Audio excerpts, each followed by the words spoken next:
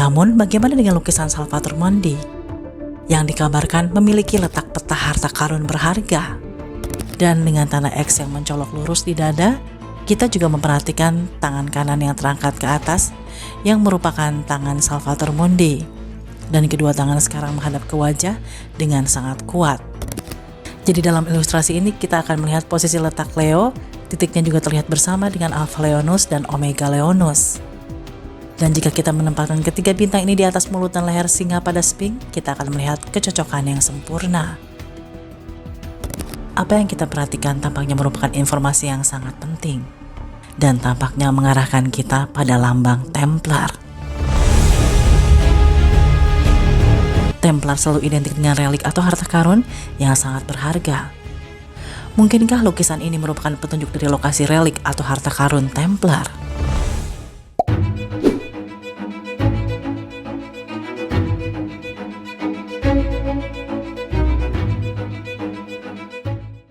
Salvator Mundi adalah karya pencapaian puncak yang dianggap oleh banyak orang sebagai salah satu karya terhebat Leonardo da Vinci.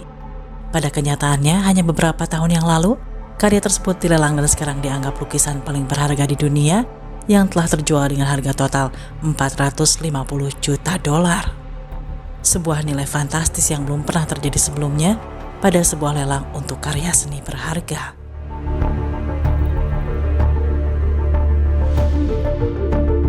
Lukisan Leonardo da Vinci selalu menyimpan kode-kode rahasia, dan beberapa lukisan lain karya Leonardo saat ia kembali dari Mesir ketika bekerja dengan Sultan Kairo nampaknya mempunyai kunci yang sama.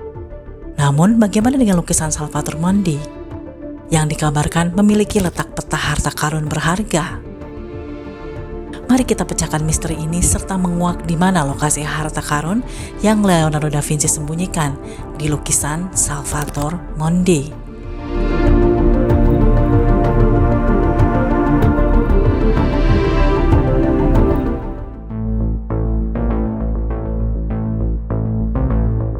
Jika kita lihat dari sudut pandang yang berbeda, semisal di dalam Vitruvian Man, De la Saper, dan De la Bella Fronière, terdapat inskripsi tersembunyi yang semuanya merujuk kembali ke tempat yang sama, yaitu piramida di Giza, Mesir. Jika Leonardo da Vinci benar-benar arsitek dan seniman di balik mahakarya yang kita sebut Salvator Mundi, kita akan menemukan jenis inskripsi yang sama seperti yang kita temukan di lukisan lain yang berisi referensi langsung, tidak hanya pada sudut kemiringan piramida, namun juga mungkin berpotensi pada gagasan alfa dan omega yang bisa kita lihat dalam perjamuan terakhir yang tersembunyi di permadani di dinding. Juga pada sosok lukisan Yesus dan representasi berbentuk A yang duduk pada perjamuan terakhir. Tepat di sebelahnya, Maria Magdalena, satu-satunya ruang pemisah di antara mereka adalah piramida terbalik dengan kemiringan 51,843 derajat.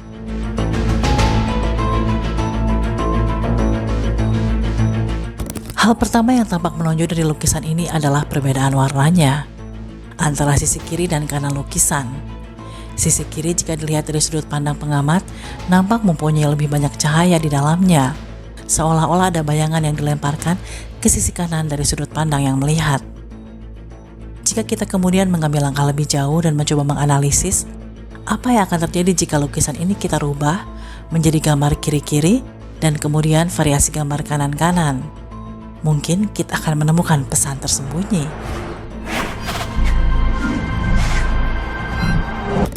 Jika kita melihat lebih dalam dan memperhatikan saat melakukan analisis kiri-kiri pada lukisan khusus ini, kita akan melihat sosok yang sangat ringan, yang memiliki leher lebar, wajah lebar, dan khususnya garis rahang yang sangat lebar. Pakaian yang dipakai pun tidak terlihat jauh berbeda dari pakaian pada masa itu.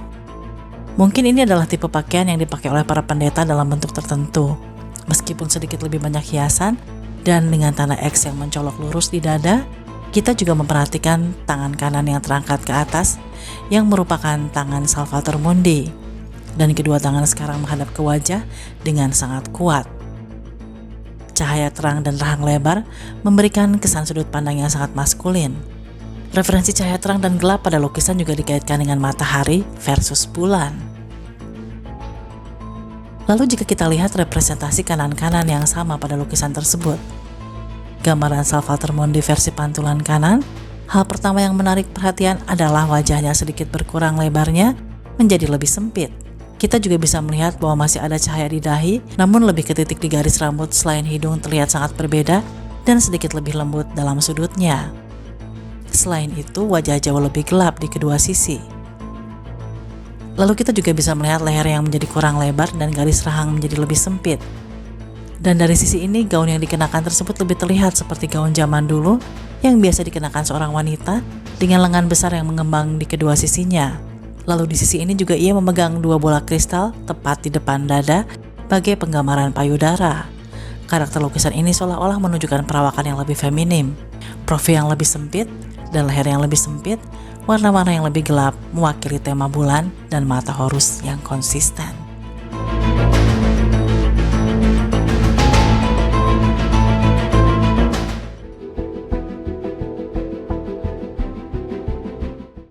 Apakah ada referensi ke piramida besar di dalam lukisan Salvator Mundi?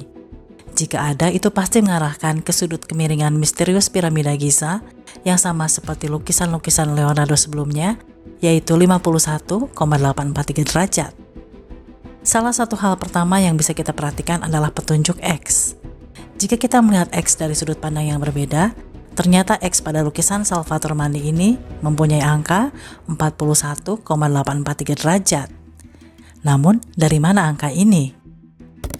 Jika kita mencoba memanjat piramida Giza, kemiringan di tengah setiap sisinya adalah 51,843 derajat. Namun jika kita mencoba untuk memanjat di masing-masing sisinya, pendakiannya berkurang 10 derajat, menjadi 41,843 derajat. Dan ini dikenal sebagai tepi Aeris. Dan tentunya menariknya X yang digambarkan pada pakaian Salvator Mundi ini persis mewakili sudut 41,843 derajat itu juga. Lalu kita bahas petunjuk lain, yaitu bola yang dipegang oleh Salvator Mundi. Di dalam bola ini terlihat ada 3 titik. Ketiga titik ini terlihat seolah-olah memiliki semacam hubungan satu sama lain. Secara luas diyakini bahwa 3 titik dalam bola ini pertama-tama mungkin mewakili posisi bintang-bintang di dalam konstelasi yang sangat menonjol yang kita kenal sebagai konstelasi Leo. Sebenarnya konstelasi Leo adalah konstelasi yang sangat langka. Ia memiliki bintang pusatnya, sebuah bintang yang dikenal juga sebagai Regulus. Regulus juga dikenal sebagai Alpha Leonis. Dan menariknya, ada beberapa bintang yang tidak jauh dari itu yang juga memiliki nama berbeda, yaitu Mu Epsilon. Dan tentu saja Omega. Jadi dalam ilustrasi ini kita akan melihat posisi letak Leo, titiknya juga terlihat bersama dengan Alpha Leonis dan Omega Leonis. Dan jika kita menempatkan ketiga bintang ini di atas mulut dan leher singa pada Sphinx, kita akan melihat kecocokan yang sempurna. Kecocokan yang terkait dengan konstelasi Leo jika kita menempatkannya di atas Sphinx Agung, jika kita perhatikan posisinya dari Epsilon, serta bintang-bintang lainnya yaitu Alpha Leonis dan Omega Leonis, semuanya berada di titik posisi sempurna pada wajah Sphinx. Dipercaya secara luas bahwa Sphinx asli jauh lebih tua daripada versi Sphinx saat ini yang berisi wajah Khafre yang merupakan anak dari Khufu, dan juga berjasa atas pembangunan piramida kedua di dataran tinggi Giza. Namun diketahui secara luas bahwa Sphinx yang asli sebenarnya adalah wujud singa yang sempurna. Leonardo mungkin mencoba memberitahu kita tentang Sphinx Agung dan konstelasi Leo pada khususnya, serta apa yang juga kita perhatikan antara Alpha Leonis dan Omega Leonis. Namun tampaknya masih ada yang hilang di sini, yaitu tanda X, di mana X menandai tempat di sebagian besar perburuan harta karun. Dan X dalam konteks konstelasi segitiga ini akan terletak tepat di bawah stila, yaitu di depan Corleone jantung singa. Apakah ini menunjukkan kepada kita suatu misteri atau sesuatu di bawah Sphinx itu sendiri, khususnya di kaki kiri Sphinx?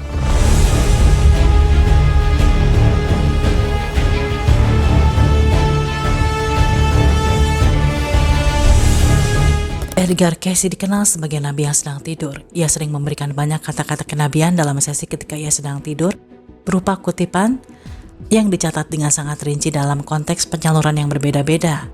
Sehingga Edgar Cayce sangat terkenal bahkan saat ia berbicara.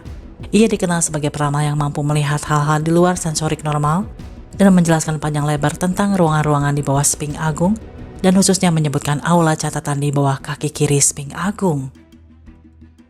Mungkinkah Leonardo da Vinci telah mengekskripsi beberapa informasi yang lebih menarik dan mendalam tentang Sphinx Agung.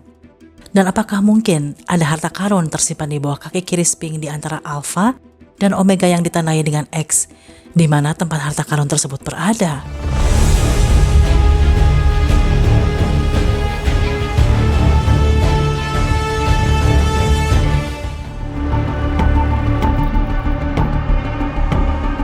Jika dilihat dari perspektif kuaternitas, kita juga melihat bahwa bola yang dipegang oleh Yesus sebagai Salvator Mundi berada dalam 4 cermin yang berbeda.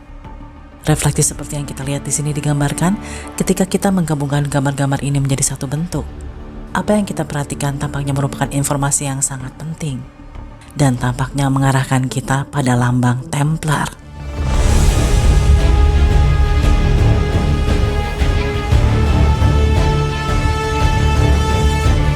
Templar selalu identik dengan relik atau harta karun yang sangat berharga. Mungkinkah lukisan ini merupakan petunjuk dari lokasi relik atau harta karun Templar?